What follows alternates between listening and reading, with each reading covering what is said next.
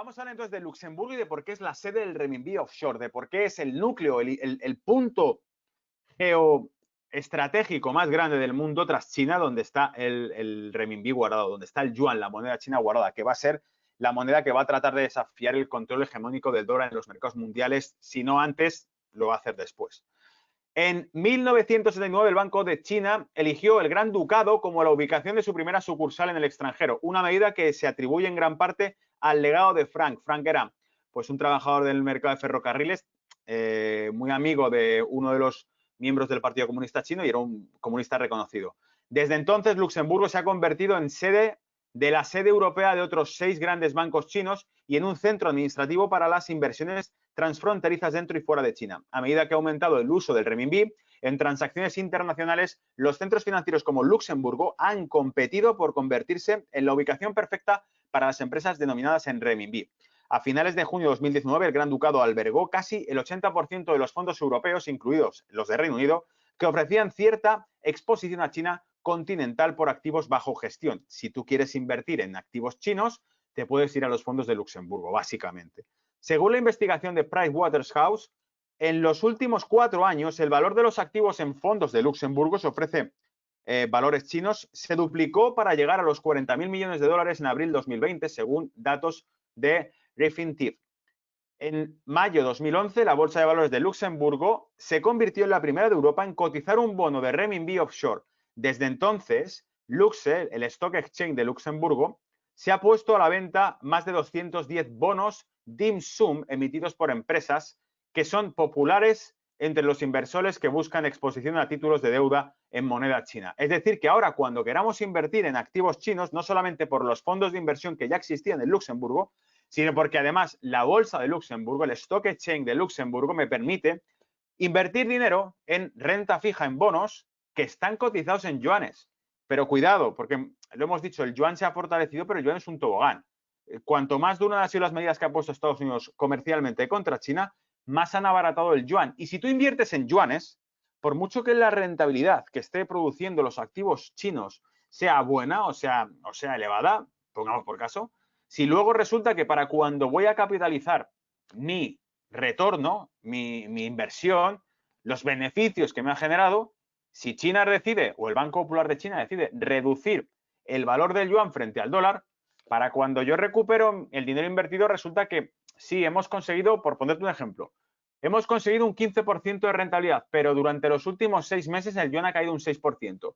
Pues no hemos conseguido un 15% de rentabilidad, porque para cuando vuelve a mi bolsillo, a mi moneda, al euro, al dólar, a la libra, al yen, lo que voy a darme cuenta es que ya no es un 15, sino estamos hablando de un 9% de rentabilidad, un 10% de rentabilidad. ¿De cuánto estamos hablando?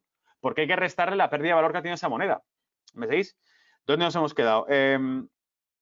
Aquí. Son populares entre los inversores que buscan exposición a títulos de deuda en moneda china. A junio de 2019, Luxemburgo representaba más de una cuarta parte de las cotizaciones de bonos dim sum del mundo, por delante de los centros rivales de Reino Unido, Hong Kong y Taiwán. O sea, el sitio número 1 donde se negocian bonos en moneda china son Luxemburgo, por delante de Londres, por delante de Hong Kong y por delante de Taiwán. Luxemburgo fue uno de los primeros países europeos, incluidos el Reino Unido, Francia y Alemania, designado como centro de renminbi offshore por el Banco Popular de China, lo que le permitió procesar transacciones comerciales y financieras en China. En 2013, el regulador financiero de Luxemburgo, el CSSF, autorizó el primer inversor institucional extranjero calificado en renminbi en el marco de los organismos de la Unión Europea para la inversión colectiva en valores mobiliarios, UCITS, que son los fondos de inversión colectivos, los mutual funds que se hacen en Europa. Lo que permitió efectivamente a los fondos con sede en Luxemburgo solicitar cuotas para invertir en valores chinos.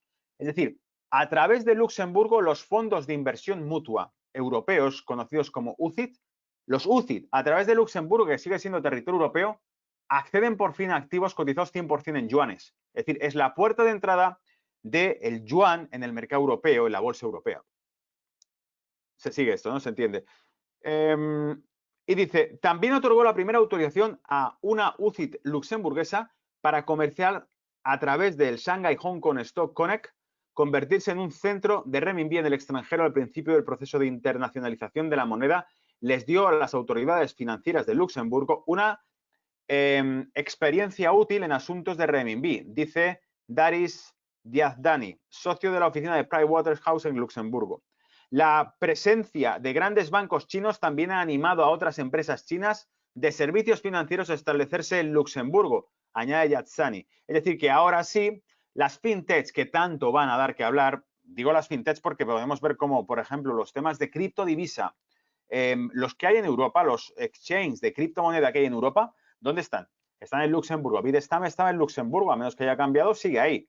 Y por lo tanto vemos que los proveedores de criptomoneda hay en Londres, pero en Luxemburgo es donde se está colocando todo el sector financiero, en ese ducado, ¿vale?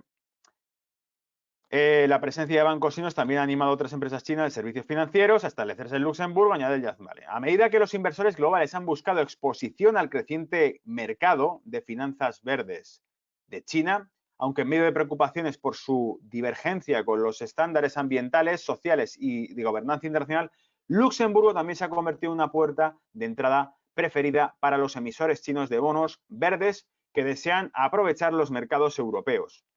Así que, bueno, como el tema del Green Deal y de los negocios verdes y de energías renovables es el futuro, da igual lo que se esté contaminando en realidad, porque cuando haces, por ejemplo, coches eléctricos, contaminas simplemente con la explotación de la creación de baterías de litio, ¿no? Entonces, todo ese tipo de temas es un camelo al fin y al cabo, pero es un negocio. O sea, cambio climático es útil en la medida en que el mensaje y la propaganda sobre un cambio climático genera que impuestos. Tú te crees entonces que estás matando al planeta y cuando el gobierno te suba más impuestos para financiar a los cuñados retardados que tengan en la administración, lo que harán será cobrártelos a ti. ¿Y esto por qué?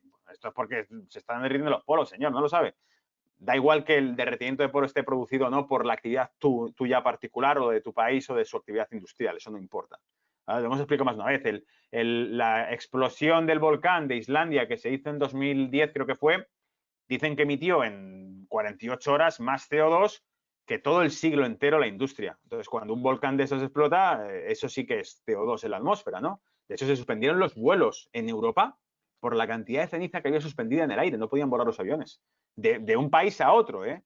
Yo lo he contado en alguna ocasión. Crucé Alemania a España en coche porque no se podía ir en avión, porque durante varios días permaneció cerrado el espacio aéreo de toda Europa por el volcán. Por un volcán de Islandia que ni siquiera estaba dentro de Europa. Pues imagínate.